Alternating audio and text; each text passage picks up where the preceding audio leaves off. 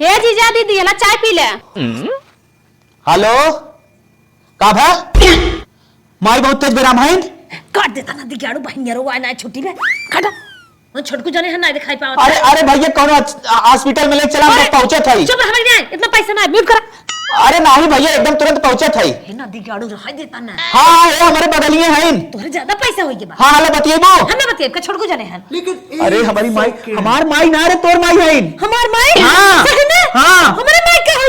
हां हेलो भैया अरे हे भैया माई अच्छे अच्छे अच्छे से अच्छा भैया अस्पताल में दिखावा हम खेतवा अपन बेच देब गहन में बेच देब भैया एटीएम पेटीएम गूगल पे सब भैया मार दे भाई माई के बराबर रुपया डाल दे भाई। हम तो कहीं हमार भैया है ए भैया चलो चलो चलो बढ़िया अस्पताल में।